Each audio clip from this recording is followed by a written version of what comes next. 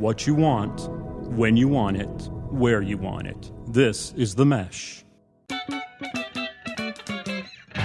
Footcandle Films. Film news and reviews from two guys who really like movies. This episode is brought to you by the Footcandle Film Society. For a schedule of upcoming screenings and membership information, visit the Society's website at www.footcandle.org.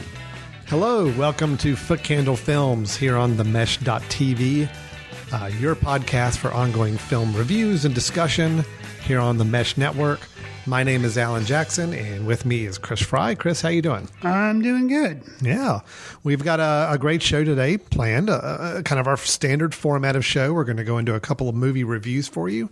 We have two films in particular that we'll be discussing in this episode. I am so excited to be talking about The Meg and the Hotel Transylvania, the third sequel. I can't wait. Chris, I'm sorry to break this to you.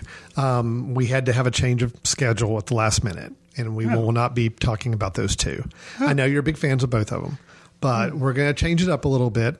Hope that's not throwing you off too bad. Okay. But two also very, very big blockbuster films. And they're like lighthearted comedies that are... Oh, absolutely. Okay. Yeah, they're going to be a lot of fun. Good. Awesome. It's The Rider, a 2017 film that's been playing in some select cities throughout the last several months. And then a documentary called Three Identical Strangers that we'll be talking about. So I hope that's okay. I see There's no giant, rated, so no giant eating sharks, people eating sharks, and no animated vampires, but I still feel like we've got a couple of good films to talk about. Okay, fair enough. So The Rider and then the documentary Three Identical Strangers, that's the two we'll be discussing in today's episode. And then as always, we'll hit some movie news. Really, we may only be talking about one news item. It's pretty big. It is pretty big. Huge. And it's likely to see me get kind of emotional. Actually, you know what? This may be an emotional episode all the way around. For me personally. Something I'm pretty passionate about, we're going to talk about in the news section, having to do with some proposed changes to the Oscar ceremonies, and we'll discuss that when we get to there. And then we'll close out the film with a recommendation from each of us of a film we think is worth checking out if you have a chance and are looking for something to revisit or maybe get exposed to that you weren't aware of before. Chris, that's our show. Again, sorry about the lack of sharks, but I think we'll make up for it with some really good content to talk about with our first two reviews. Fair enough. All right. So our first review then is the latest film from director Chloe Zhao, and it stars Brady Jandreau, Tim Jandreau, and Lily Jandreau. The film is The Rider. No more riding, no more rodeos. If you don't stop, your seizures are going to get worse.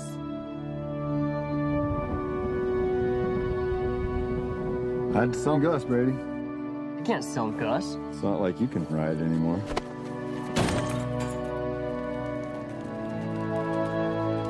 You seen Lane? Remember when he went 3 for 3 in McCool Junction and won it? Yeah, that was a good night for Lane. There you go. Chris, with The Rider, we have the story of a young cowboy rider, someone who has taken part in rodeos and the whole sport of riding wild horses, who had suffered, by the time the film opens, we learn that he had suffered just recently a near fatal head injury. Right. So the film really follows him as he's searching for what his identity is now going to be, living in the heartland of America, kind of the stereotypical cowboy, and also the family dynamics around him that are kind of helping him guide who he's going to be or what he wants to be going forward. The temptation to ride again, despite medical professionals and his family telling him not to, pulling at him along the way. Chris, this is a very slow-paced, but I could also say a fairly authentic film that we're following around, made even more interesting by the fact that the characters we're following are real people that these experiences more or less have happened to. Brady Jandreau, the main star, he actually was a writer, and he actually did have a head injury. So this is a very real situation for him to play himself in. His father and sister also playing some very compatible parts in the film as well. So, Chris, we've talked sometimes about films and the pace that they take. to tell their stories. I know that we've had issues sometimes with some films we've seen in the past that we feel like don't really handle their pace very well and are maybe too slow to get to where they're going. And by the time they get there, maybe they really haven't had a whole lot to say in the grand scheme of things.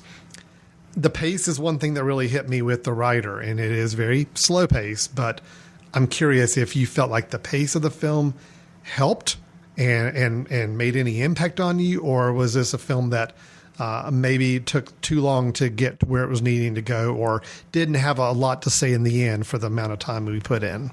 Interesting. Well, like you mentioned, the pacing is slow. We're looking at 144 minutes. So it's a long time.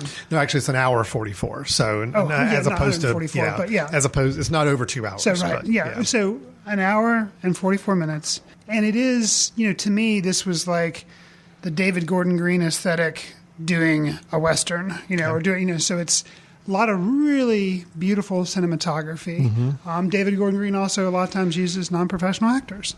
So kind of, taking that whole idea of approaching a film. It was maybe a little too slow for me at times, but I think that just added to kind of the almost documentary feel nature of the film. I liked it. I think it worked. However, I could see as far as hitting for mainstream audiences, probably not going to really work for a lot of people because they're not going to want to spend an hour and 44 minutes, without more happening. There is things that happen in the movie, struggles that he encounters, decisions he has to make. But, for me it worked, but I can see how for many it would be frustrating. Yeah, I typically have a tough time with films that are this slowly paced. But this one worked for me. Okay. I think the fact that the cinematography was so outstanding, beautiful imagery. Many, many times you see shots that are they're very authentic. They're not staged. But you feel like you're looking at something that could be, framed on a wall in some images. The true idea of the modern day cowboy and really kind of looking at this section of America. I thought the cinematography was great. It definitely helped me with the pace. And I think too, knowing that the people we were watching, many of them it's very, very authentic, and that, Brady is a cowboy rider and he is someone who's gone through a traumatic head injury from riding. Knowing that, it's probably good for me to go into the film because I think it's just much more fascinating to watch when you know all the real connections that are happening there. To me, it was emotional. It worked. It is someone dealing with past trauma and how that past trauma has now affected and possibly changed the course of his life. May or may not be keeping him from his own passions. The film it reminded me the most of is the Wrestler. I was going to say, kind of a Wrestler of cowboy films. It's absolutely the same structure. I mean, we meet up with the character after they've already kind of gone through a period of some bodily harm or anything else has injured them, and their desire to kind of get their family relationships. You learn about the family relationships and those that they have on the main character. But in the end, it's all about, am I going to pursue my dreams or do I need to face reality and where I am in life right now? So, right. Yeah, it's a very interesting, similar format to it. Your thoughts in general? I know you said that it was a little slow, but overall, how did you feel about the film? I liked it, and I think, I did feel it was a little slow, but kind of what carried me was being able to appreciate the fact that these were non-professional actors, and specifically the ones I'll call out, the main character, Brady, he's able to, there's not a whole lot of dialogue in the film, but just his mannerisms, the way he moves, the intensity that he seems to have when he's listening to people and listening to people talk and not saying anything back. Or, he communicates a lot with his face. He's very expressive. And it's just, there were some moments, the one that comes to mind immediately, that not a lot of humor in this film, but there are little moments. He has to take a job in a grocery store, and it shows him doing mundane tasks like checking somebody out in the line or cleaning stuff back in the meat area, and then at one point he's stocking shelves and he's using like a a gun to to snap the UPC codes, a scanning gun, and he kind of twirls it and kind of flips it in his hand, kind of like you would a pistol or a revolver or whatever. And he kind of has like a brief little moment of fun, and that's just kind of showing him, I think the non-professional actor just kind of really being into what he's doing, and I thought that was a cool and interesting moment. Yeah. I'll get to the other person that really helped me with the film, and I loved every time she was on screen. Lily Jander, who plays his sister in the movie, Lily Blackburn. I think she's mildly autistic. It's not really ever directly stated in the film, but you can tell that she has to be, kind of parented more than she should be for her age. You can just kind of tell that's. But her way of interacting with Brady and his patience when he's interacting with her and trying to say, no, Lily, you don't need to do this, you need to do this. But yet the wisdom that comes out of her mouth when she's talking to him about, you riding, you're getting hurt, why are you doing that? Just some of those scenes were just amazing and really well shot. They'd be amazing scenes with professional actors. They're that much more so because these are non-professional actors that are brother and sister doing this, and it comes across really, really well. And a lot of those moments are what made the movie for me. Yeah, I really appreciated the film quite a bit. It's not typically the kind of film I really enjoy, but it worked for me. Okay. I think it's a combination of the director's touch on the film, the authentic actors, and the cinematography. It was just a nice blend of a film that worked. I felt like it paid off for the time you put into it. I think the ending was pretty heartfelt. It never got over the top sentimentality. It never got over the top anything inauthentic. I didn't feel like the whole film. So there was a scene too. I'll comment on that. I still just think it's fascinating to watch on film, even when it's not a documentary. This is actually acted film, but there's a moment where he's having to work with a very wild horse and kind of break the horse a little bit. And we're actually watching this. You can tell. The horse obviously is not being scripted. The horse is being himself. Right. And the horse did not want anybody touching him or anybody riding him.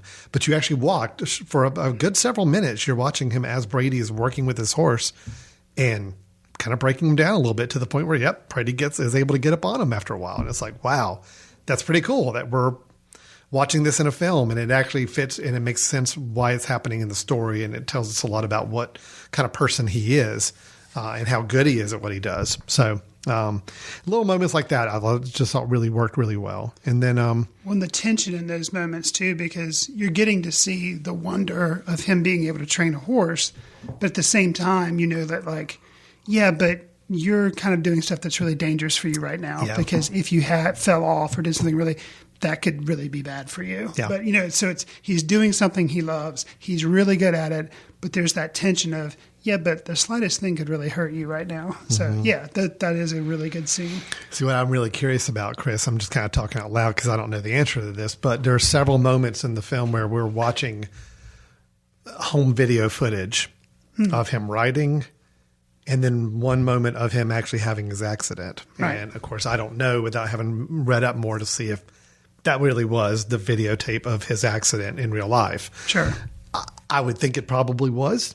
I hate saying even the word amazing because it's a traumatic situation, but amazing to have that footage and weave it into this story.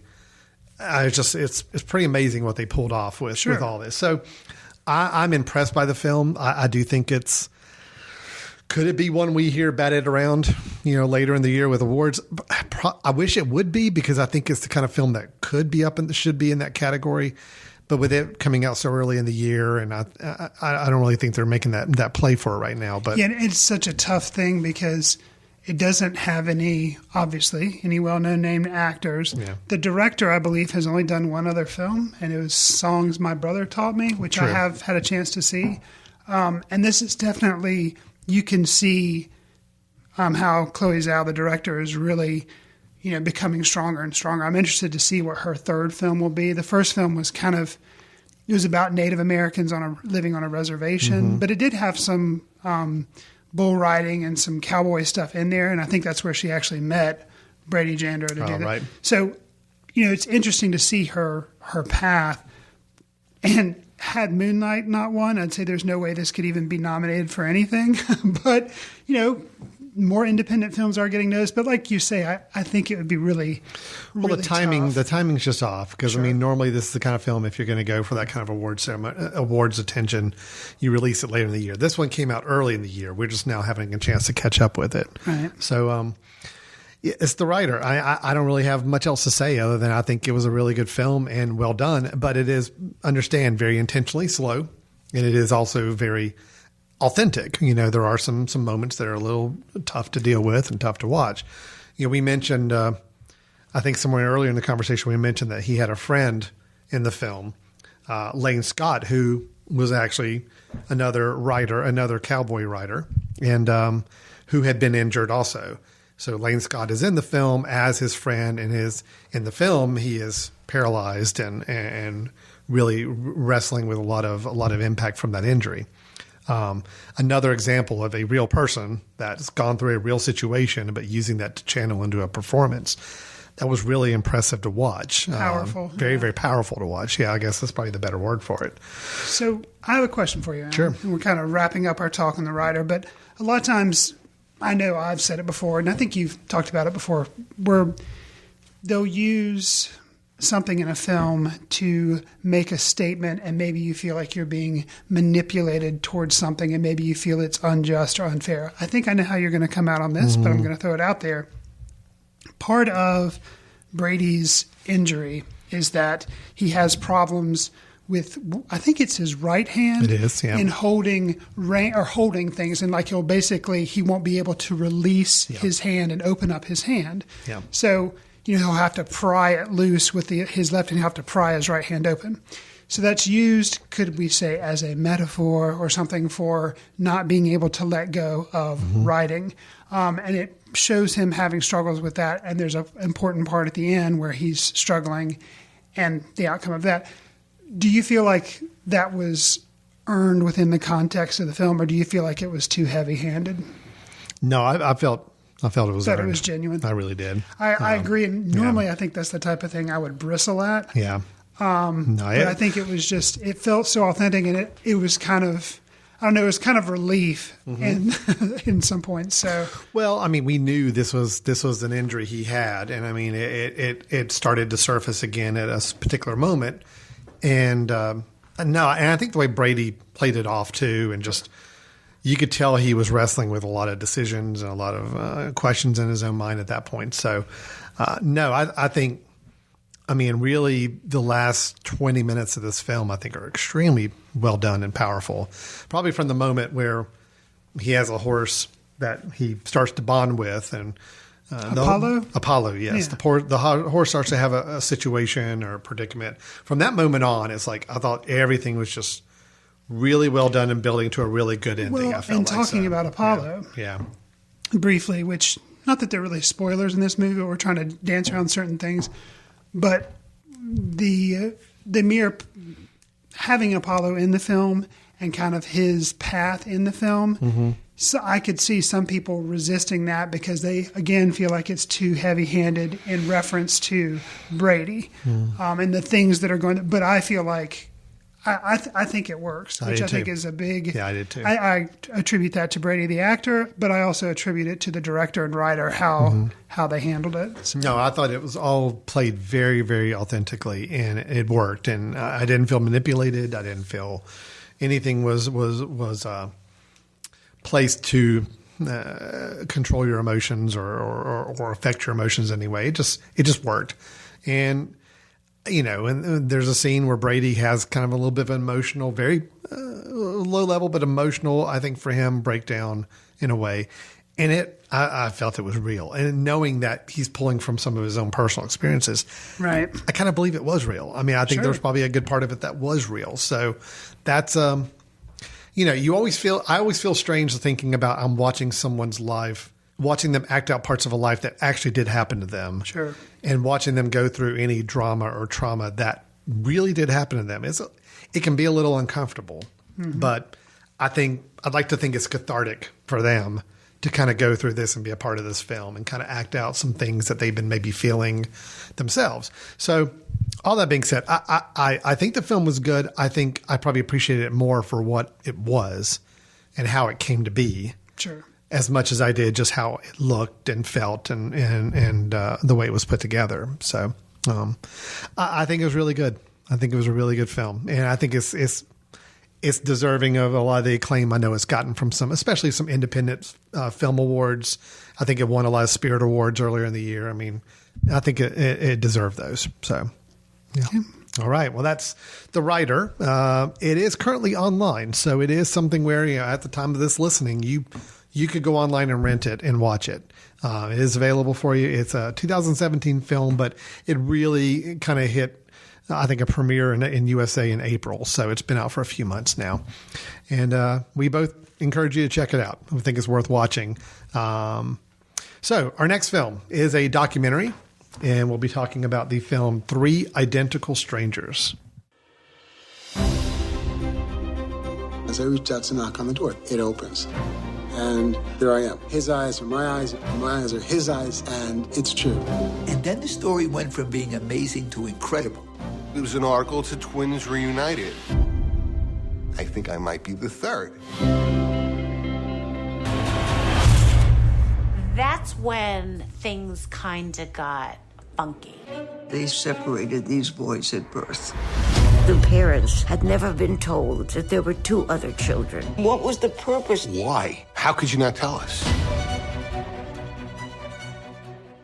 Three Identical Strangers is a story, obviously it's a documentary, but it's 1980 New York. Three young men who are all adopted end up meeting each other, and they find out they're triplets who were separated at birth. And as the film goes on, they discover why. Alan, this is our third documentary in our as many episodes. We started off with Won't You Be My Neighbor? That's right. Yep. Then we had RBG, and now here we are with Three Identical Strangers. All documentaries that have been getting a lot of buzz that you would seem to think of the 5 documentaries that are going to be nominated at the end of the year. One of these 3, if not 2 of them, if not maybe all 3, may end up kind of being at least in the conversation, if not some of those 5. Mm-hmm. With Identical Strangers, how do you feel like it stacks up as a documentary as far as not necessarily to the other 2, but just how they handled the subject matter and just your overall thoughts on the film to get us started off? And we'll note, we're going to start off talking a little bit of generals here without spoilers, because this film, even though it's a documentary, happened back in 1980. The events did. There's stuff in there that has been revelatory for audiences to see and has brought about some changes. So, but we'll just briefly give thoughts and then we'll get into spoiler territory. It is difficult to really review this film without getting into spoilers. So we're going to talk surface stuff first, and then we'll kind of take a moment, let you cut off your device, and you can shut it off if you want to not hear the spoilers. Just fast forward until you hear us starting to talk about news. Yeah, so that'll be the easy thing. So with this film, how does it stack as a documentary? Okay, I will say I think it is a well-structured documentary, and I think from an interview style and from a production standpoint, it's really, really well done. Okay. It reminds me more of a lot of the podcast series that are kind of been more of the rage the last few years, where it's more of a serialized... Like Serial. Okay. And then there was also S-Town, another one. Mm-hmm. Very, very similar style, but just in a film documentary style. It's pose a situation, leads you down a path where a situation is interesting and kind of funny and kind of, hey, heartwarming and great. But then there's a turn, and then some things get revealed. And it's like every 10, 15 minutes, something else is being dropped out there. Another turn or another almost surprise. Like another episode of the podcast, in that format. So that's how I saw it. I think documentaries started that format many, many years back. Sure. But I think the podcast, the serialization of these, giving you a little piece of information, a little bits at a time, and building a story out is very evident in this documentary. Okay. Something that was that kind of what you're talking about, the serialization of documentaries was not evident in RBG or Won't You Be My Neighbor? No. Right. It was, specifically with this one, you noticed how you didn't learn pieces along the way that built a story out. Got you. In other words, we were being put in the same situation as the 3 triplets, we were learning as they were learning. Correct. What was happening. And I think that's kind of the style that the serialized podcasts have made really popular in recent years. Sure. So from that standpoint, I think it was good. I think the subject matter itself, this topic, is fascinating. And especially as we get in a little bit and we talk about spoilers, I think where the film goes is very interesting. Mm-hmm. But I did have some real problems with the film. I'll be interested to hear what those are. I think it's tough for me to explain, but I will say I think the last half or third of the film loses focus. And I think there's some really critical information that as a documentary, it needs to be providing us to make the case it's trying to make. And again, I'm talking very vague right now. Right, but, right. And I think, interesting, I think overall I am going to be higher on this documentary than you are. All right. And I hear what you're saying about the few minutes, and we'll get into spoiler territory. This documentary to me felt very experimental. Okay. In ways that RBG and Won't You Be My Neighbor and other documentaries that I've seen didn't. The way it handled time, the way it used reenactments, the way that it did, kind of like what you're saying, serialize information and treat it kind of like a dun, dun, dun, and then go on a little bit more and then do that again. I can see how that would be, some people would feel that was disingenuous to the subject matter or manipulative. And I didn't feel that way, and I don't feel that way about the last 20 minutes. But we'll get into why I feel that way when we get into spoiler territory, because I don't want to. But I'll say just overall impressions for me. I thought the story was incredible, and I'll say that I actually ended up seeing this twice, which is unusual. Usually, I come in here and I've only seen something once. Yes. But in this instance, I got to see it twice, and a second viewing of it was very revealing to me. Okay. And I think because there's things that I don't catch, and I don't think you're meant to catch, but I caught the second time through because I knew where things were going to end up. And it was just, that's why I feel like it was kind of an experimental way of doing certain things. So I would say if you're interested, you may remember this because it was basically when they reunite, they are on the Phil Donahue, they're on Good Morning America or the Today Show. They were supposed to on every media outlet. Every media outlet. It was widely publicized. They ended up having a restaurant in New York City that the triplets opened together. I mean, it was really all over the place. So you may kind of have heard the story, but just some of the why and some of the stuff that happened, you may not know the details. I thought it was fascinating. Ends up being, I think you and I can both say, a lot heavier than what we expected. Yeah, I think, when you see the trailers and you see all that, you think you hear that it's how these three brothers find out that they're triplets, but the why and what happened to get to that point is a lot deeper, a lot more serious than I think you may feel like you're getting into if you just saw the trailer or posters or whatever. I mean, it's got some heavy themes to it, some very, very deep, heavy themes about parenting, about childhood, about relationships, about, just the human condition. Yep. And even some things as some of our Film Society members kind of comment on afterwards that echo a little bit of what we see even, in political nature today too. So there's a lot going on. It's actually probably one of the more interesting conversations we've had about the film afterwards with our Film Society members, with people with a lot of comments and questions and likes and dislikes. So a lot deeper than it appears on the surface. Okay. I think it's good. I'll say that. I think it's good. It's just, I think the fact that I like so much of it up to a certain point made it a little more disappointing for me when it didn't really follow through with some of the things it was trying to promise. So on that note, guys, we're going to say we're now entering spoiler territory. If you haven't seen the film, probably skip ahead like 10 minutes or so, or until you hear us starting to talk about Or if you don't news. care and you're just going to listen to us talk anyway, that's then fine. skip ahead about 10 minutes where we'll start talking about We need news. like a spoiler little jingle or something like that to play, but it's okay. We need like a little bell that wings whenever we start and stop spoiler time. Right. So let's just go ahead and get into it, because again, if you're listening now, either you've already seen the film or you don't really care to be spoiled. You're fine listening to what happens in the film. So Alan, why don't you, so we've said, the triplets have met. Yeah. They've opened up a restaurant.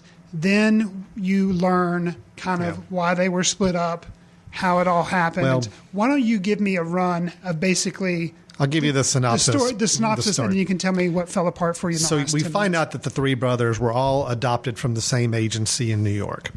And when confronted the agency says that they were separated because they didn't feel like it would be able to have somebody adopt all three. Correct. Which was kind of a weak excuse. And also the agency is kind of committed to telling them all about any brothers or other family situations that need to be there. So that's step number one. We find out that it was kind of a odd situation to be broken up.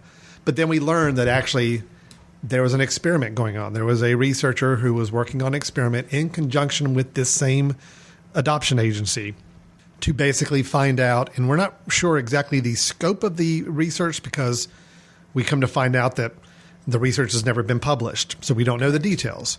But we have to assume from what we learn in the documentary, the research is all about the impact that different parenting styles have on children growing up. So by splitting the three adopted children, not being birth natural children of these parents, putting them into three different types of households. Deep socioeconomic group. Different types of parenting styles, right. Different wealth and education levels. I mean, they really had like upper end doctor, lawyer.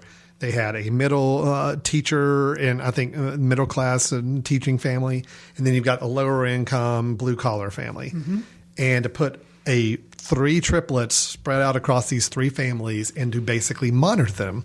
And you can find out later in the film that, yes, they had actually been going every year or so and videotaping the kids in their house. The parents didn't know that there were triplets either. Like all they knew was like, oh, we're getting a kid. They're just coming to monitor us to learn about adoption. Well, I think the adoption agency said, hey, one of the conditions is we want to be coming out and checking on the progress and like asking them to do tests and videotaping them and all. And it's all for us to monitor how the child's developing in this household. Right. But really they're doing it to see what are the differences between these three kids. And we come to find out that this research was paid for by some different groups and charities and the quote Washington, as we are told at one point. So we don't know if there's government involved or not. So we find all this out. We find out that it is all basically an experiment using the three boys as case studies, and that there are other twins out there that were separated through the same agency, many of them not even knowing, probably still to this day, that they were actually twins. They have a twin brother or sister. We see one other couple that we're introduced to later in the film that found out about themselves too. Something also concerning that we learn throughout the film is that some of the parents, we don't know about all because we don't even know if all are involved in the study, but for example, the triplets, their mother likely had some mental issues. Oh, right. Yes. And then that contributes to certain events that happen in the film. A pair of twins that they find out they're twins. You mentioned it was two ladies find out they were twins and they were reunited. They discover in a letter that their mother was possibly schizophrenic, and none of that information was relayed to them when they were growing up or anything, or more importantly, to their adoptive parents so they could help them. So very troubling. Well, we start to see that the three brothers, all three had times while they were teenagers dealing in mental facilities, dealing with deep depression, all three of them. So the film, and this is where I'm getting to more of my feedback and criticism. The film tries to, I think, make a case for whether or not the whole question of nature versus nurture. Sure. These three boys being identical twins, and we spend a lot of the film seeing how similar they are. Mm-hmm. A lot of comments are made, especially when they become big stars, celebrities, these famous triplets that met each other when they were 19 or 20 years old, how similar they were. They had similar, they looked identical. They dressed the same. They had the same interests.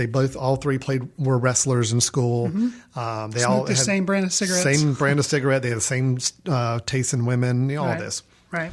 But then the film tries to make the case that, well, no, even though those were all superficial things that were similar about them, they really were different people because of the different parenting that they had. That basically, they feel like nurture outweighed nature.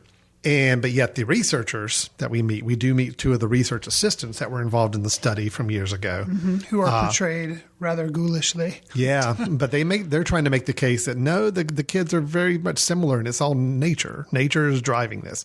So it's a little bit, I think the film was trying to initiate a little bit of that argument. It leaves us at the end with the argument that we hear from some of the family members of the triplets that no, the boys are very different. They're their own people, and it was all nurture. It was all the parents.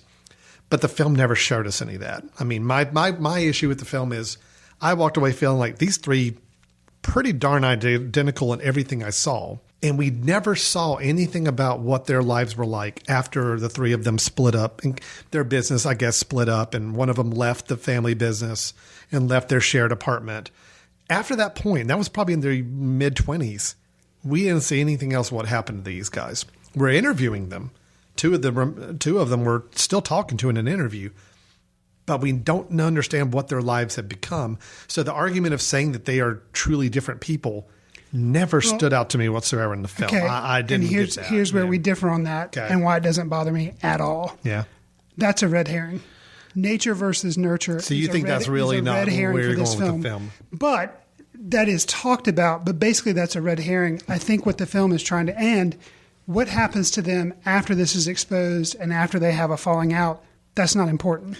Because these people were forced into the limelight by something that happened to them that never would have happened had they not been split up.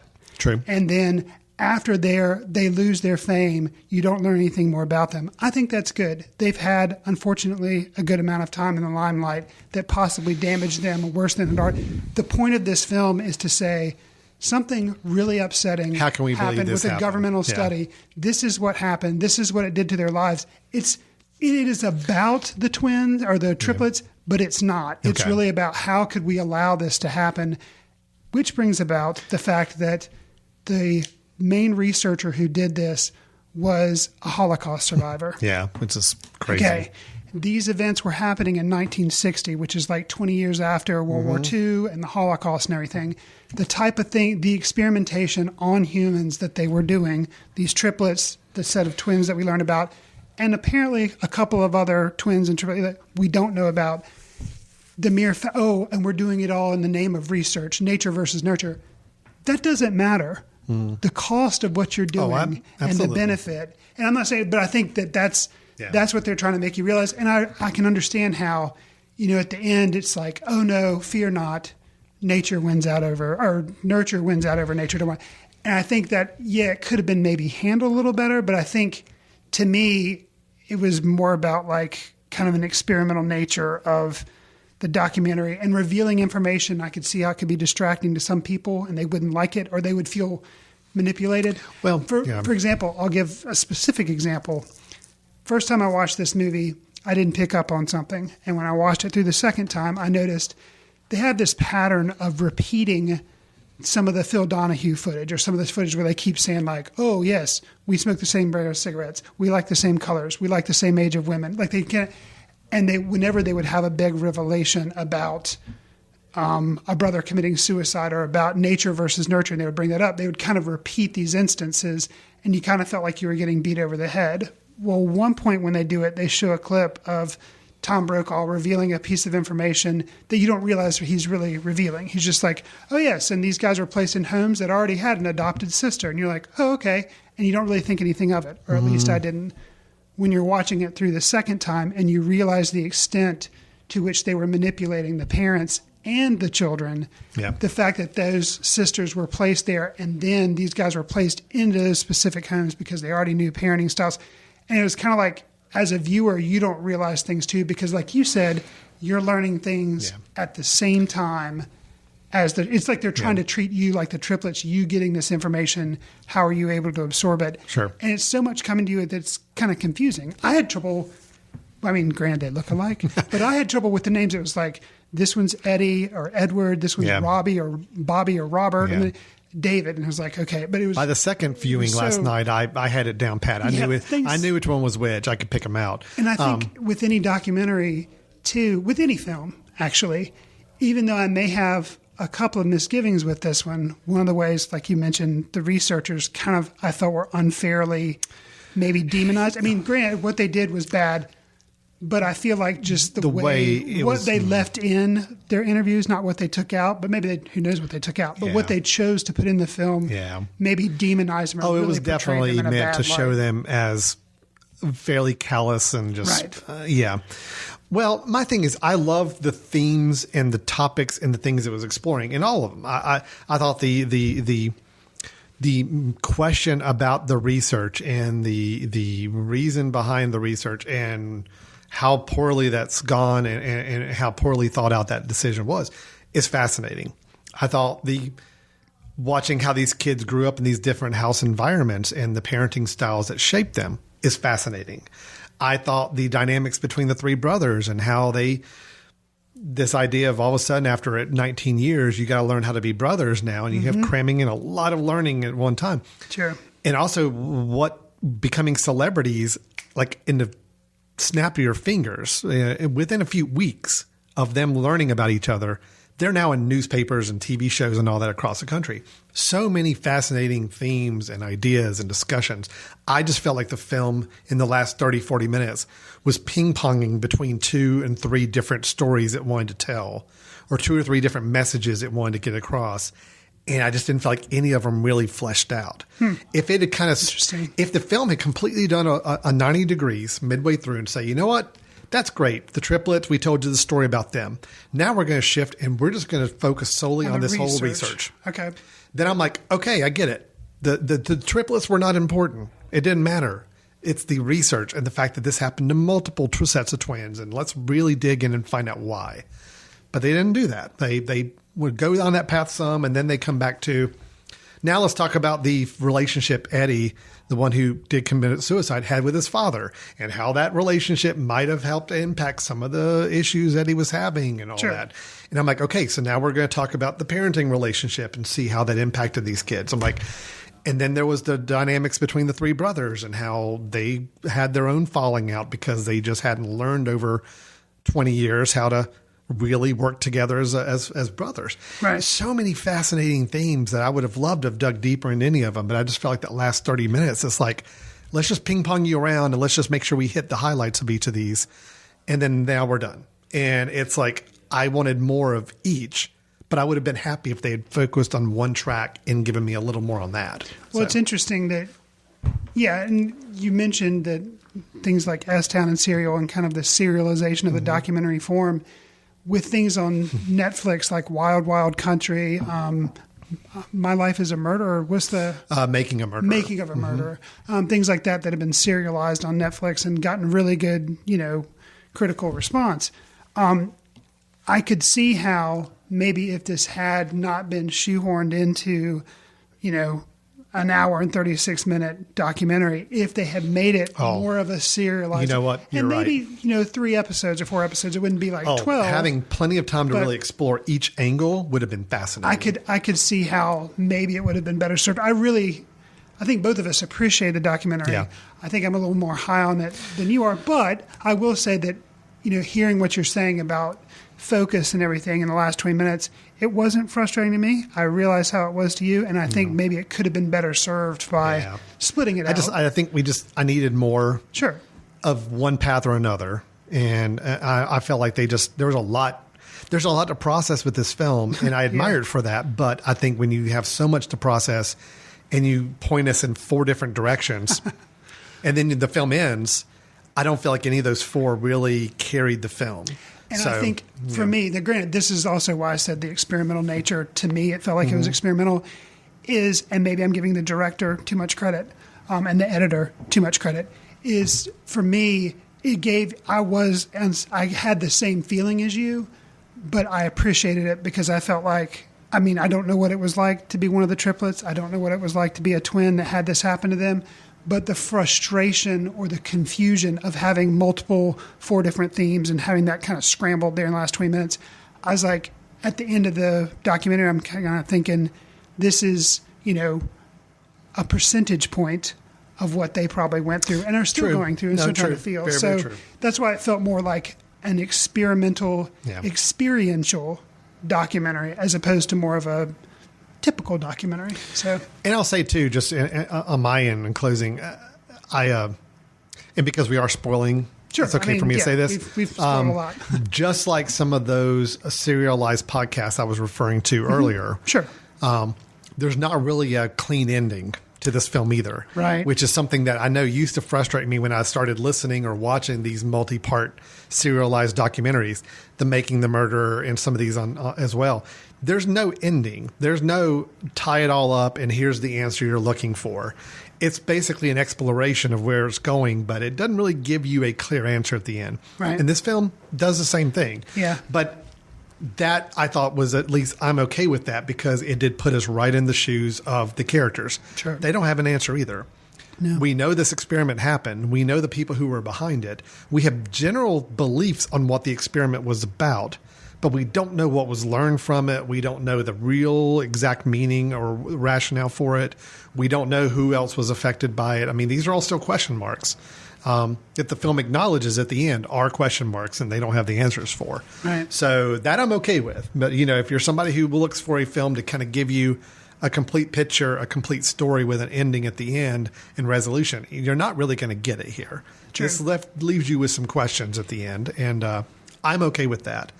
I just would have liked a little more focus. But actually, the more you brought it up, the more I think about it.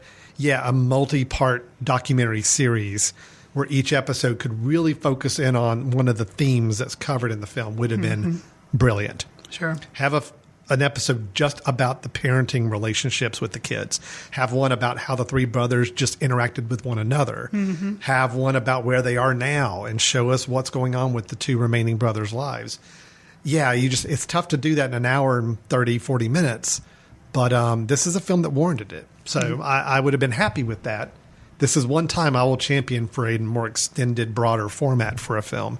But regardless, I liked the documentary. I thought it was a very well done documentary. I needed more focus. So that's Three Identical Strangers. We're both recommending it. Chris is more high on it than I am, but still both thinking it's a good choice of a film to check out.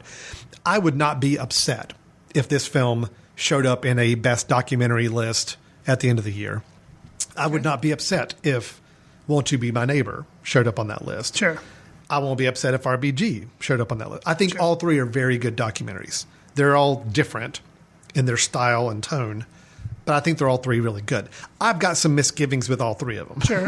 I don't think any of them are perfect documentaries, but I do think they're all worthy of getting some more attention later in the year. So I think it's incredible that these documentaries all came out this year and they're all this strong. Like, it's just crazy and we're not even into, the October, November, December yet. Yeah, that's true. It's been a really good year for a little more, I don't want to say mainstream because these are not mainstream documentaries, but these are all ones that have gotten more public attention than I think typical documentaries do. Yeah. The subject matter has all been very interesting. And, I think it's the kind of subject matter that's getting people's attention. I mean, usually I feel like towards the end of the year, you're lucky. I feel like, I'm speaking personally, when they announce the final five for an Oscar, which they're saying, hey, these are ones you should look at. Obviously, we may give them an award. I'm lucky if I've seen one of them. Yeah, I'm saying usually I've seen like one, maybe two. Maybe two. And I don't know what the announcement is again, but I feel like this year I've already seen 3 documentaries that have been, so I'm just curious as to. I'm going to be surprised if at the end of the year I haven't already seen 2, if not 3 of the Best Picture nominees. Agreed. Yeah. Speaking of the Oscars. We're transitioning. We are. We're going to take a quick break, but when we come back, we are going to talk about some Oscar news, kind of some big news, and something I have some very stated opinions about. Chris and I, you and I have not talked about it yet. True. So I'm excited to hear your thoughts as well.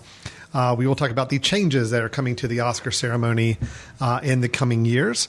But until then, hold tight. We've got a couple messages to make, and then we'll be right back with Footcandle Films here on themesh.tv. When you need a dose of entertainment chatter or just a good laugh, be sure to check out Chick Chat on The Mesh. It's girls talking about stuff, girls want to talk about. Celebrities, gossip, fads, boys. It's kind of the guilty pleasure of the Mesh Network. Here's a little taste of what you can expect.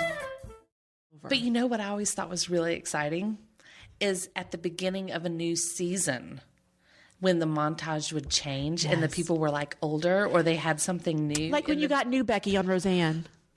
Yes.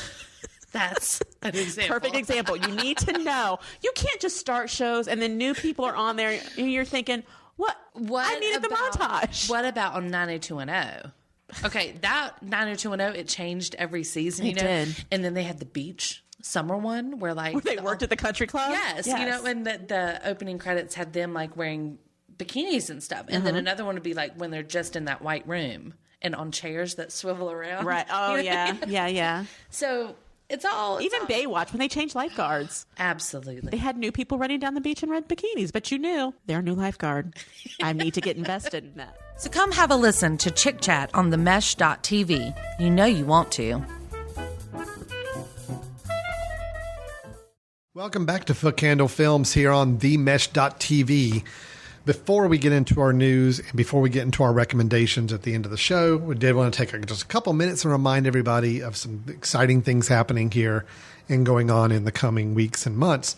Most notably, we have our 4th annual Footcandle Film Festival coming to Hickory, North Carolina. That's Western North Carolina, about an hour outside of Charlotte, on that western part of the state, coming September 28th through the 30th, 2018.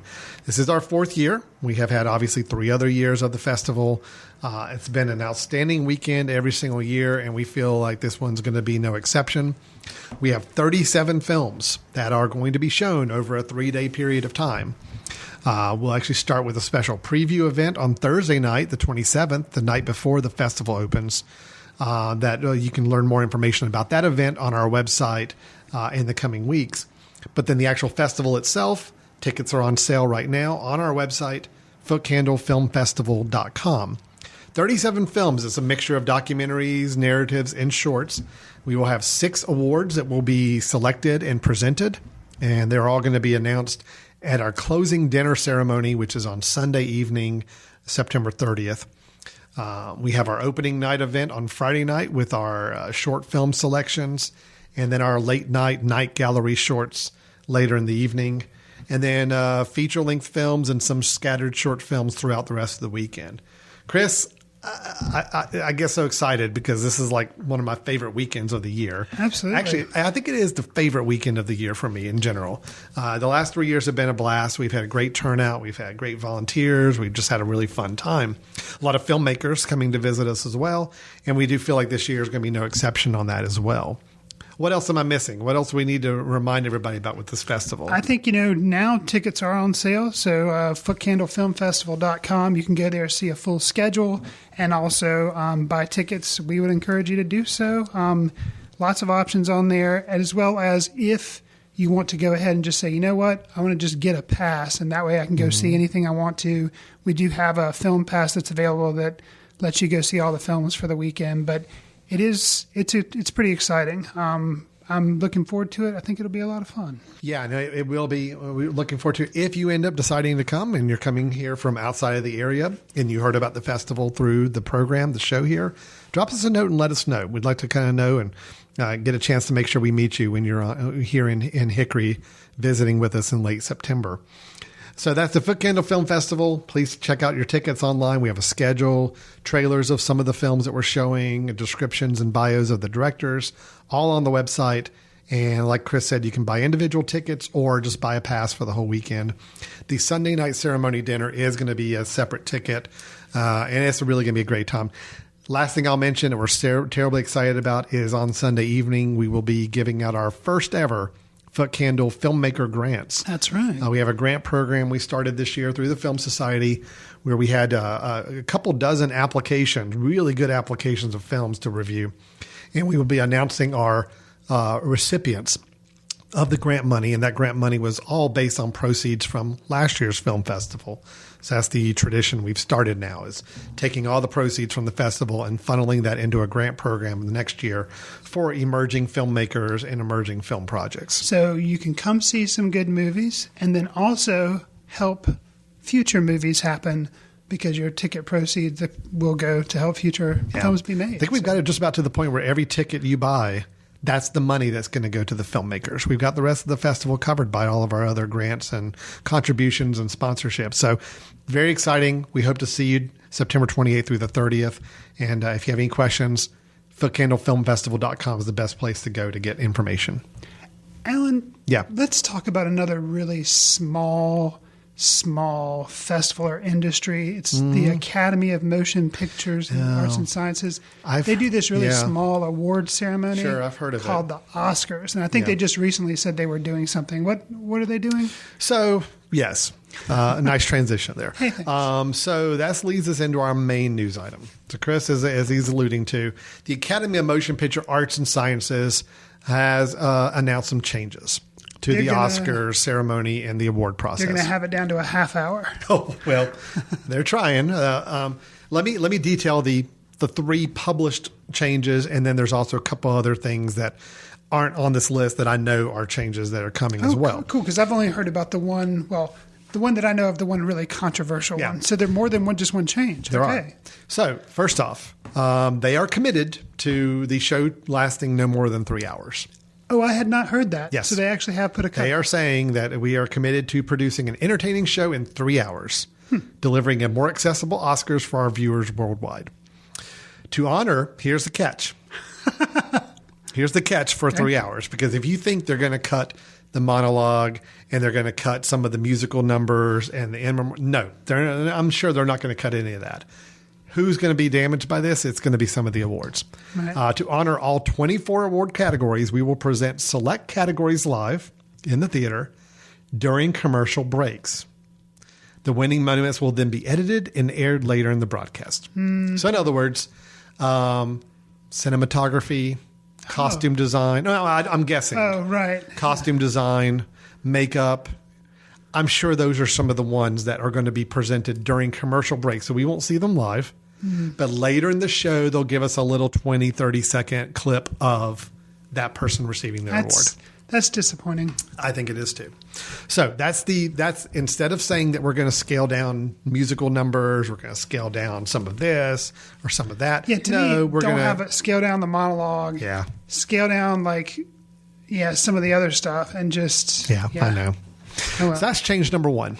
Okay. That's okay with controversial change. I'm okay with them saying the 3 hours is our slot, because I mean most programs, you have a set time. Sure. The show is going to run from this time to this time, so we got to get it done in that time. Right. I don't like anytime they take more awards off the main stage or not to the viewing public. Let me jump to number 3.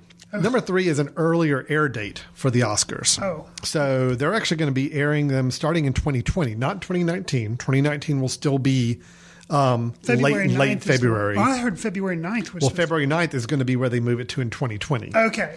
So we're still a year off from that one. Okay. But moving it about 3 weeks earlier in the year. So really the year ends December 31st. It's about a month, and then boom, the award ceremony.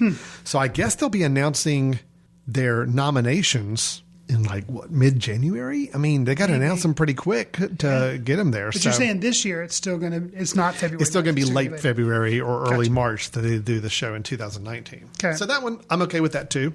Okay. That's all on them to figure out the workflow to make it happen, but I'm okay with it being a little sooner. It does seem like when we're in March and we're celebrating films from the previous year, it's already kind of deep in the year. Maybe. Yeah, so I'm okay with that. Right. So far, the 2 things announced, I'm okay with. It's okay I got some misgivings to how they're planning on shortening the telecast, but I get it. Sure. Let's talk about the big one, though. There will be a new award category. Wait. So they're cutting awards or putting one on the sideline, and then they're still adding an award. That right there seems crazy. And Alan, what is this award? This award is going to be for Outstanding Achievement in Popular Film. Okay. My initial reaction is that sounds like something that would be on the MTV Music or Movie Awards. Yeah. Alan, tell me I'm wrong. Well, unfortunately, we don't have a lot of eligibility requirements or other details yet. They basically have just said, this is what we're going to do. We're going to have a film award for popular film. Now, there's a lot of discussion about this online. Aren't the popular films already nominated for Best Picture anyway? No, not necessarily. Popularity and quality. Quality. 2 different things. But the Titanic was nominated and won. Well, okay, but critics at the time felt like it was a really good movie too, and many critics did. So I get that. And they were wrong. But so I get this is their rationale. This is what's going on behind the scenes. They just want more viewers. Their ratings have been plummeting every year. Sure. And as much as you and I are happy that a film like Moonlight or a film like Spotlight or even The Shape of Water this past year. Yeah. as much as you and I are happy, and many filmgoers are happy that those are the films that are getting the awards and winning, because in many cases, I thought in Moonlight's case, it was one of the best films of the year. I'm totally fine with it winning. And it was great to know that somebody with a small budget, a fairly new director, with a very kind of unorthodox film, made a really great film that got a lot of attention for it. But the problem is when you have Moonlight winning Best Picture and you have your nominees made up of a lot of smaller independent films, people don't watch the ceremony. See, my question is, isn't that what the Golden Globes is for? Yeah, but the Golden Globes aren't the Oscars. The people who run the Oscars don't benefit from the Golden Globes. They benefit from the Oscars. They benefit from people watching their show. So they are putting out a popular film just category. Call it the Golden Globe Award at the Oscars. Well, here's where my main concerns lie. Now, I know I'm not alone on this, and I'd like to hear just some of your misgivings too. By separating out, they're still saying there will be a Best Picture. Okay. Can you be nominated for both? Yes. Okay. Which I think starts to cause even more problems, because you have a Best Picture field, you have a popular film field. Now, the general public, after a while, is going to pay attention to the popular film award. And what's going to happen, my feeling is, the Best Picture award basically becomes the artsy film award. This is the award that goes to the film that didn't connect with audiences or people don't know about, and they're going to refer to it as, that's the little low budget independent award. So Best Picture is basically second place, or yes. Yeah, okay. They call it Best Picture, but people are going to pay attention to the popular one. Now, here's the other problem, Chris. Achievement in popular film. Take Black Panther. This is a film that before this whole thing came out. And it was released in February. So is this will be a category for this year? That's what they're saying. Okay. Yeah. Okay. Now, Black Panther was one that a lot of critics are saying, hey, we think it ought to be nominated for Best Picture. Especially if you have a field of 9 or 10 Best Picture nominees. A lot of people are saying Black Panther, really good film, should be nominated.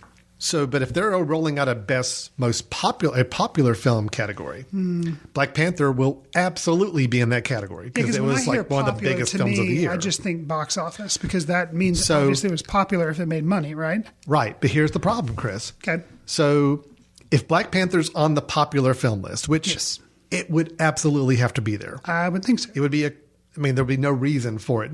It's one of the biggest films of the year, blockbuster film, and critics loved it. So it'll be Black Panther, Mission Impossible Fallout. Yeah. Okay. If Black Panther is also eligible for the Best Picture award, then it's on there twice. And that's a spot that now is taken away from other films. The writer. Yeah. So you're saying to me, if Black Panther is Best Picture, truly Best Picture, but also is the best popular film, then basically we've shut out any opportunity for these smaller films to really get their notice at that point. There's no chance a Moonlight is going to get the kind of attention it got under that scenario. To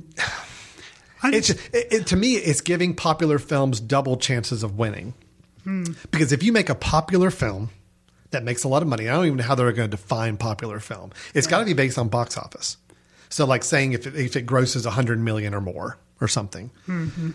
They have a popular film, and if that popular film is also a really good film, then it's in two categories. But if you make a Moonlight that makes $20 million, see, you don't get anywhere near the same attention that the Black Panther does. Right. So you may still show up on the best picture field, but so fewer people are going to now to be really focusing on that or thinking about that. It's going to be, Black Panther won Best Popular Film. I guarantee you the general public after a few years will start to refer to the winner of the popular film as the best film. Yeah, it is upsetting to me as well, because I'm always for the more independent films anyway. Not that I don't like some blockbusters, because I do, but it just seems like such a stupid award. I mean, achievement in popular film, they don't need an award. They've already got the money. They got the money. Who cares? And to me, the Oscars has always been about awarding excellence in something, whether it be the directing, like, this is it is an achievement. An achievement in popular film, like, congratulations, you made a lot of money. Like, that's just dumb. That's not something I care to recognize. If it's a good film, it's a good film. congratulations on getting a lot of money. I don't think you need I don't think you need an accolade for that. So I think it's deeper than that. The Academy, the people who nominate and vote on who's going to win these awards, who's going to be nominated and who's going to win. Okay. If the problem is, let me back up. If the problem is that not enough popular films are getting nominated for these categories, then which maybe is truly they just what it need to is. make better popular films. Well, yes, or get a more diverse Academy of selection people true. that may be more willing to want to nominate a Black Panther for Best Picture, and then you don't have to worry about it. Right. See, okay, go back to The Dark Knight. The Dark Knight actually is a film that's kind of as a reference point here because everybody in the world thought The Dark Knight was going to be nominated for Best Picture. And everybody was excited because it would have been like the first superhero type movie, the first one of that genre, and, also recognizing, I don't know, it just would have been a really big film to have nominated. And it would have recognized, maybe the first time Nolan would have been recognized, maybe. Yeah, I think so. And Ledger did get recognized, and he won posthumously. He did, true. But Best Picture was what everybody was shooting for and thought was possible. It didn't get a Best Picture nomination. A lot of people were really upset about that. But, I mean, ultimately it comes down to the Academy itself, the makeup of the Academy. They just didn't select The Dark Knight as one of the, 5, 6, 7, however many Best Picture nominees they had that year. So that's, again, it's possible for a popular film to be one of the best films of the year. I'm absolutely in favor of that. If somebody makes a film that's really popular and it's also really, really good, yes, it absolutely should be in that Best Picture nomination field. Best Picture should be Best Picture. Doesn't matter if it costs $5 to make or $500 million. It's all about the people who are watching these films and say, which one do I think is the best film? Is it Black Panther? Is it Moonlight? Which one is it? That's where the key is. And I think to now say that we're just going to create this other side category just to get viewers to watch and to give another award to a film that already made tons of money, and it's going to distract attention away from the real Best Picture. Mm-hmm. That's my big concern with it. Is I don't think as many people will run out to go see a Moonlight when it wins Best Picture if Mission Impossible Fallout won Best Popular Film. Everybody's going to think that's the best film. That was the one that won the award. That was the big film of the year. Okay, but don't forget about Moonlight. That was like the best film, Right. So that's where I see the real issue. I think it's diluting the Best Picture. I think it's going to make it harder for those Best Picture winners. Well, and if you're going to get attention, this would complicate things even more. But I'm like, well, if you're going to make that kind of stupid move, why don't you have popular achievement in animated film and popular achievement in documentary film, and then so you say, okay, here are the 5 most popular documentaries. They get, and then let's nominate best documentary. You know what I mean? Like, if you're doing that kind of stupid move, it does. I don't want to them to do either, but it just we don't do this for any other music. Doesn't have here's best song and then here's best popular song. It's just that it's all you hear all the music. All the music's there. Granted, yes, the more popular music is going to be easier to notice and see and hear. But at the end of the day, it's still best song. Okay? Now, granted, I've never heard of a best song being won by somebody who was a very small, independent, artist who wasn't signed with a major label. So that's in itself a problem. Sure. But I don't think this fixes it. No. I mean, what's to stop it from in the future saying, well, the 5 top nominees for best popular films just happen to be because our Academy changes its judging processes and the people on the committees. Those 5 also pretty much are the best 5 for the Best Picture nominees. So now we've squeezed out all the independent films. Yeah, I don't know. That's where I worry things could go with this. So, yeah, for what it's worth, that's my opinion. I think it's a real crime. Just when we thought we really couldn't come up with any new arguments of why we're disappointed in the Oscars, they give us this. It's like we want to give people who care about film and film critics something new to gripe about. We're tired of them talking about how long the ceremony is or how they disagree with our choices. Yeah. So what we're going to do is create a ridiculous category. I don't know. It's bizarre. It just doesn't. And again, I'm not even sure what criteria. Yeah, we don't know those yet. But it's got to be box office take. There's no other. There's no other metric to determine what's eligible for popular film. Because you're voting with your wallet or your pocketbook. You're voting with your money. So most popular would seem to indicate tickets sold. So what would they do is they say, okay, Transformers. All the films over 100 million are eligible for this category. Yeah. Okay. So now that gives us a certain bank of films for the year. We say, all right, all these films grossed 100 million domestically in 2018. So of these 14 films, the board, the committee, the academy has to nominate 5 to be the best 5 of those 20 films or whatever it is. Right. So it'll be the best popular films, but again, I would expect at least 1 or 2 of those might also be ones that were nominated for best picture as well. You would think, but yeah. Now, another question I've got is when this all happens, does the best picture field automatically go back down to 5? Because the reason they opened it up to 10 is to try to get some of these bigger films in. Actually, I think The Dark Knight triggered this. I think when they realized that The Dark Knight wasn't going to get a nomination and all these people are like, but this is one of the best films of the year, but it didn't fit in the top 5. That's when they expanded the field, I believe, to say, oh, well, we'll go up to 10 up if to there 10. are. They didn't always have if 10. there are 10. Sometimes there were 9 or 8. Right. They did that to try to get more popular films in. Got you. So once they do this, do they really need Best Picture to be the top 8, 9, 10, or can they go back to 5? I don't know. Interesting. Okay. It is kind of a first world problem. Yeah. But, still, I guess and my argument for people who say that it is, yeah, but these independent filmmakers that put their heart and soul into these projects and take big gambles with relatively small budgets and make a really, really great film, I hate the idea that they may not get the acclaim and attention that they would have gotten under the older system because now they're going to get swallowed up by these big blockbusters that are going to hog all the attention for the evening. Yeah, that's my concern. Understandable. All right. That's all I've got for news. I just wanted to rant about that for a little bit. That's I don't actually have anything. But interestingly enough, segueing to our recommendation category or section of the show, my recommendation for this episode is actually a film you've already mentioned. Yeah. It's The Dark Knight. Oh, okay. And, that's a lot of synergy we had between the segments I didn't anticipate. I recently revisited this film because it is the 10th anniversary of this film. It came out in 2008. We're now in 2018. And one of the reasons I wanted to revisit it is I believe I've only seen it twice. Which is surprising. I would have thought you've seen it more. I'm a huge Batman fan. Yeah.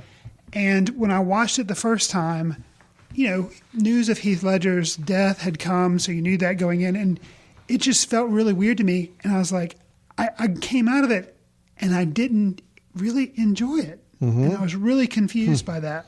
I actually remember going to the screening with you. Okay. We went with some other people. And I remember just kind of like, you and I both came out somewhat disappointed. It was just kind of weird. Okay, so I saw it a second time. Mm-hmm. And what really struck me the second time was I still came away with a weird feeling. But the soundtrack, I noticed that I was blaming a lot of it on the soundtrack. The soundtrack would have underlining like whining noises or groaning noises or really sharp, intense noises that would just make you grind your teeth, or me grind my teeth the entire time I was watching it. And I was just like, yeah, it's just really jarring and kind of unpleasant. Not what I expected for popular entertainment, a Batman film. Well, on my revisit, mm-hmm. I really was able, it's been 10 years. I'm actually going to say, and this is probably nothing, I think a lot of people say this, but for me it wasn't. But now it is. I think it's probably my favorite superhero movie, which is coming a long way from how I felt about it in 2008. I've been able to distance myself from, Heath Ledger's death, which was let's be honest, he looms over this film. He's the best thing about this film. He did actually get an Oscar for it, but it is just an amazing performance. Yep. But what I've been able to do now is just kind of, it's not as creepy seeing this person playing a psychopath on screen when he's passed away. Like I'm used to that now. I know the history behind it and everything. I was able just to appreciate his performance, but also what I was able to see this time is just how very well I felt the film was constructed. Things that come, like plot threads are thrown in there and they're all kind of, tied up at the end, just little things Nolan throws in there in the script and things, about Rachel and like, oh, you see her come back in. And there actually, what's kind of impressive is they were battling so much with this. Batman Begins was successful. Mhm. So then they have this film. It's a sequel. They don't get Katie Holmes back. They Right. throw in Maggie Gyllenhaal, which is like, wait, different person's okay. It's just a different, character. No. It's the same character. Yeah. Just a different actress playing her who looks nothing like Katie Holmes. Like, Yeah. they don't even acknowledge it. They just keep going. But yet Michael Caine's still there. Christian Bale's still there. So you're like, okay, what's going on? The coming and going of Two-Face, which there was a lot of hype about Two-Face in this film, and the way Two-Face is used and then ultimately done away with. I was actually really, and like now I really, and I've seen Dark Knight Rises, and I actually think I need to go revisit that film Yeah, because that's I think one I need to revisit. I think my reaction to this film was so, I wouldn't have given it, I gave it, I think 3.5 stars or, whatever. I still thought it was okay, but something held me back from liking it. And I think now I appreciate it so much. And I've never really been that big on the third installment, Dark Knight Rises. I think I need to go back and revisit that because I think it's probably better. It was just, there was like a bad taste in my mouth from Dark Knight. Yeah. But I'm saying upon this revisit, I really appreciate it. And I can see why, like you're saying, people thought it should have been nominated for an Oscar for Best Picture. I will say, however, granted, I am 10 years older now.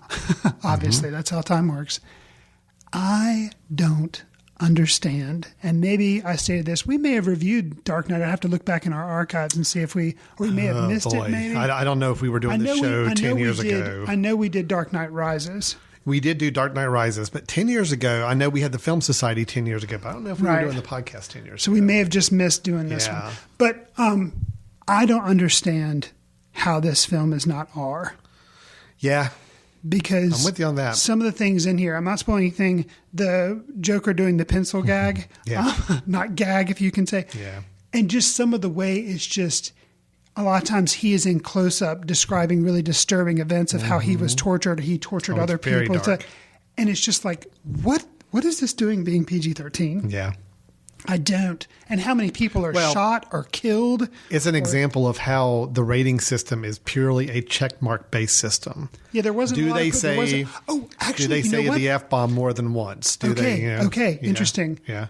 I don't believe they say the F-bomb. However, you cannot hear it. But at one point, the Joker, after that really amazing, there's so many amazing set pieces. Yeah. But the one where the truck, the 18-wheeler flips over and he gets out.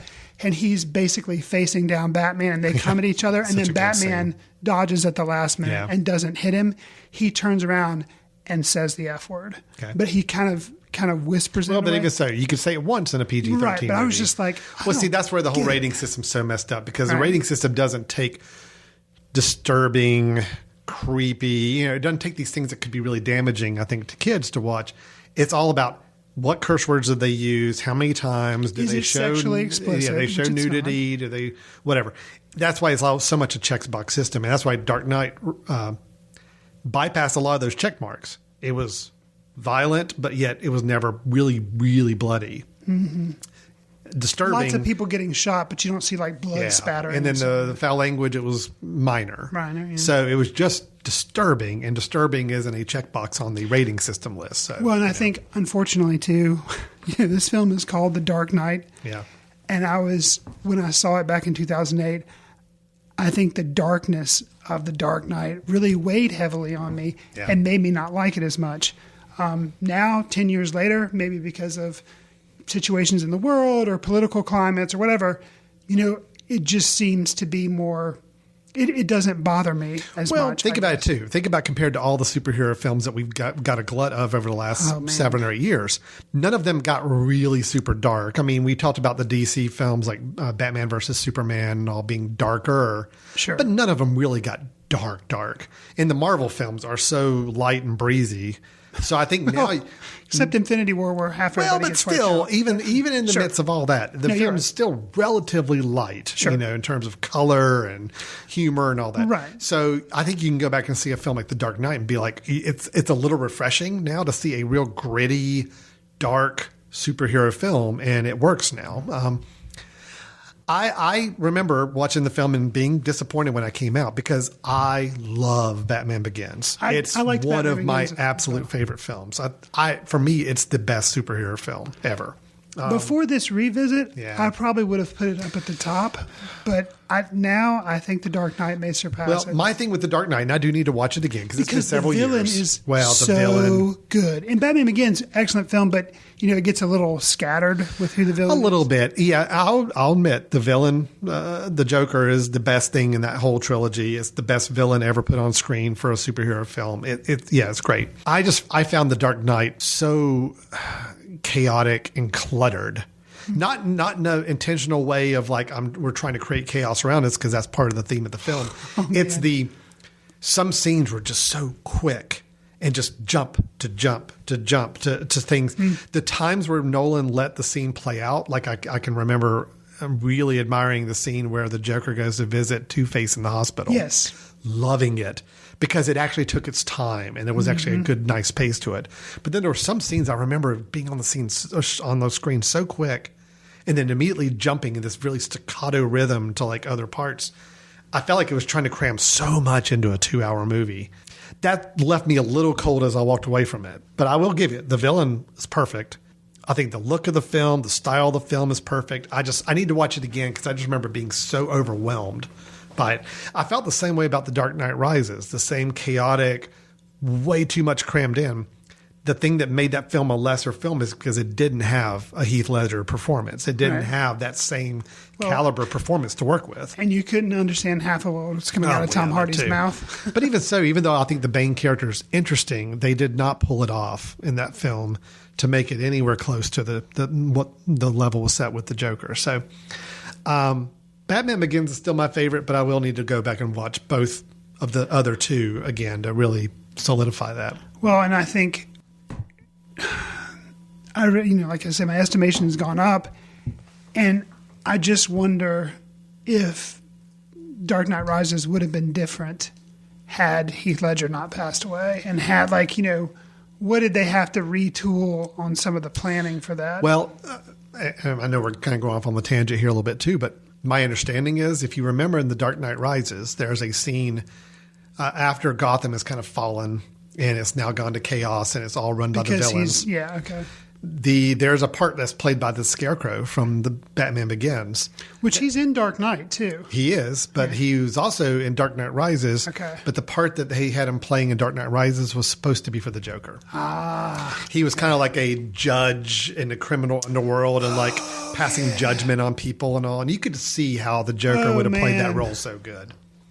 It wasn't going to be a major role, my understanding, but it was going to be a continuing role of that. Because I liked I'd forgotten how the Scarecrow was in Dark Knight. Yeah. And I saw him, I was like, oh, yeah, that's right. He's here. And I'd totally forgotten that he was in Dark Knight Rises as well. Okay. But that's the part that they supposedly had a plan for the Joker. And stuff like that, Alan. Like you said, we're getting way off on a tangent. I was just supposed to recommend this movie and move on. But stuff like that, I guess that's what I was raised on. And so when I see the modern day Marvel and DC movies, even though I know they were building towards Infinity War and everything, it just seems like, I don't know, I just don't appreciate it as much as I should, I guess. But it just seems like what they were trying to do with Nolan's Batman stuff was just amazing. But I'll counter it with Nolan's Batman series. I think worked so well as the trilogy because it was some continuing stories. Even though it took bigger jumps in time between them, but it was still continuing. I mean, it was still Rachel Dawes was the girl in the first movie, and then we get to continue her story and relationship with Bruce in the second. The Scarecrow's in the first movie, the bad guy, but he has some moments in the second. I mean, it's the same kind of storytelling as the Marvel films are. The difference is, I think 3 as opposed to 5 million movies. Well, there's that. But again, I can kind of equate it back to comic books. I mean, this is a comic book universe that the Marvel world has been in. It was more of a singular graphic novel series that Nolan was doing. It's like it had a start and a finish. I just think it was the craftsmanship that was what made the Dark Knight series so good. And I don't think we've seen anywhere near that craftsmanship in any of the Marvel movies. Okay. I would agree. I think they're all good and fun and enjoyable, but I can't look back and say any one of them have achieved the level of craftsmanship that Nolan put into the Batman series. Gotcha. So, and I don't think we've had any of the performances to the level that we've had. Even Christian Bale, who I think is really good as Batman. But I think there's been, and Michael Caine as Alfred is really good throughout the whole thing. So, I mean, the level of performances Nolan got and the craftsmanship he put into crafting the film, we just haven't seen that with the Marvel films. But it's not to say the Marvel films have been bad, because I've really enjoyed them and they're well respected by most critics. It's just, you can't pick out one singular film and say that one was amazing. It's like more of, they're all fun. They're all good. He has a collective experience instead of a singular experience. So, all right. Are you done with your recommendation? Is that it? Yes, I'm done. Mine will be a lot shorter. Okay. As I mentioned in the last episode, I'm kind of running out of these recommendations because here's my thing. I log all the films I've seen, but what I found this time around was the just unique type of movie this was. Think about this in 1980. It was a Saturday Night Live little skit, one-off musical performance that John Belushi and Dan Aykroyd put together. I think they put it together like at the last minute because one of their musical guests wasn't able to perform again. So they're like, oh, hey, we both love old R&B, we both love old soul music, and they've actually got these suits that were part of a skit that had just been on earlier in the evening. They're like, let's just go out and let's go perform. And then the Blues Brothers were born. So you start with a skit, you create a movie that really is a pretty simple plot. These two guys want to save this orphanage, and they need $5,000 to pay the taxes in 11 days.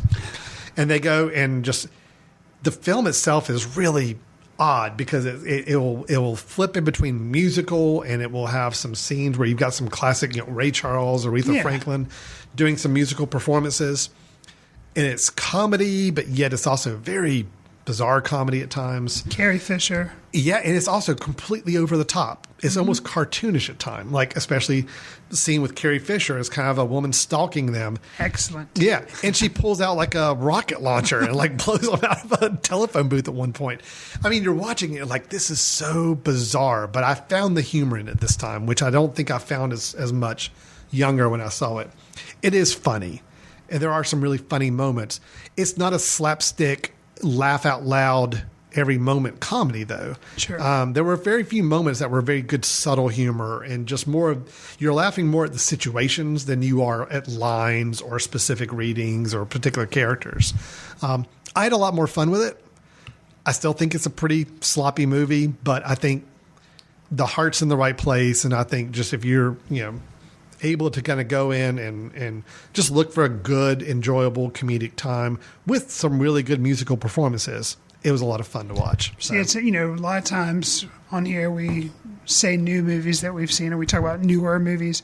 You and I are both talking about, older movies at this point, but both ones we're saying people should revisit. I really wanted to revisit Dark Knight.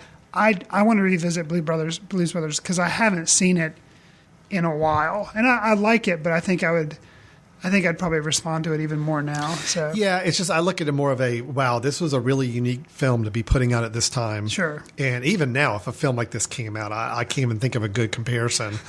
That was just, it's so reverent to the music, but also an eye towards the comedy. Mm-hmm. And you feel like it was more a matter of, we want to have a scene with Aretha Franklin singing a song in a diner. We want to have Ray Charles playing a song in a music shop. How do we stitch all these together? And then Cab Calloway is going to do a scene on a big stage at the end. How do we stitch them all together and make some sort of story out of this? It's like, this is about the simplest story we can come up with. Let's just go with it. And that's kind of how I felt like the movie worked. And just the stuff that the chase in the police cars that went through a mall. Oh my gosh. Like all that kind of stuff, like. Can I talk about the car chases? Yes. There is. Yes, I had forgotten. Oh, yeah. How extensive the car chases were. Expensive. And destructive. Yeah. There was one moment, I think I counted 16 police cars all crashing into one another, piling up on one another. And I'm like, oh my gosh, the movie didn't look like it was very expensive to make, except for those car crashes. That probably was more than 50% of the budget, just that alone. Yeah. I was pretty amazed by all the car destruction. And you're amazed now in 2018. Exactly. Yeah. Because it was one of those things where you start to see the cars pile up. You're like, they really wrecked a lot of cars. It's like, and they're still going. And they're still going. And there's still more cars coming.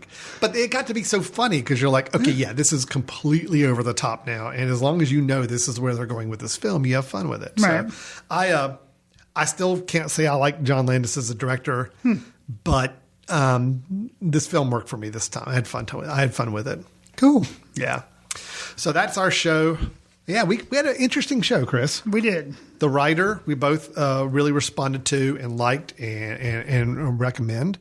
I think, it got me. It got me emotionally. It got me on a level that it was even a little hard to talk about, but it was a good film. I think has some interesting things going on with it. Three Identical Strangers, also one that I think was an interesting discussion film. And both of us are still recommending that film as well. You were higher on it than I was. I might have been a little higher on the writer than you. Maybe, and you were higher on Three Identical Strangers than me. Then we got into our soapbox on the Oscars.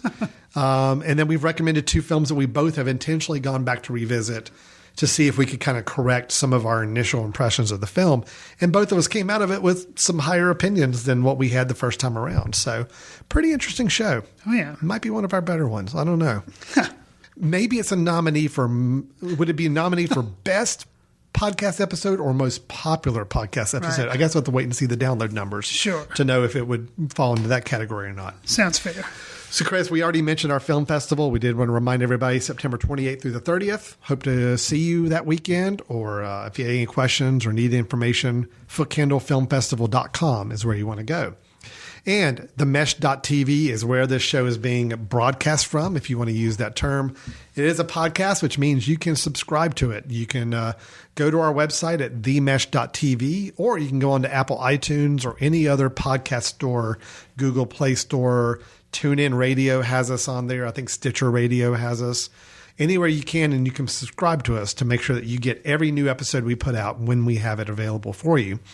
But Chris, people love the idea of a popular film category in the Oscars. How should they reach out to us and let us know their opinions on this? You should write all your grievances about our opinions to info@themesh.tv and just put Footcandle Films in the subject line, and they'll filter it our way. And let us know how you think that's the best idea for an Oscar film category, or say how you love the fact that the Oscars is 18 hours long, because that means you just don't go to bed that night and you love staying up all night to try to watch this thing.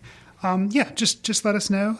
Al and I also have accounts on Letterboxd where you talked about we try to log films that we see and every now and then give star ratings or put up short reviews. That's another way you can kind of follow the show. Also, I think we mentioned in the past, but Footcandle Film is on Twitter, so you can follow. We kind of make announcements on there about the festival, as well as we usually try to let you know when new episodes come out if you don't go to iTunes, or another podcast app or something. That's another way you can find out about episodes. Yeah, so a lot of different ways to reach out to us, and we do encourage you to do that.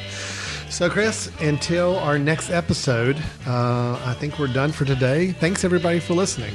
See you in the ticket line.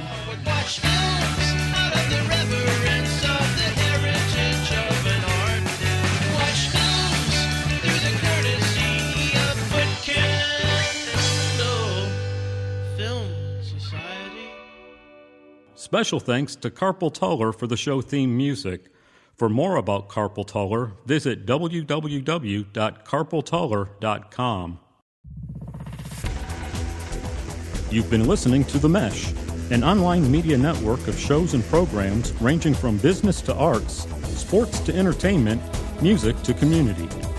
All programs are available on the website as well as through iTunes and YouTube. Check us out online at themesh.tv. Discover other network shows and give us feedback on what you just heard.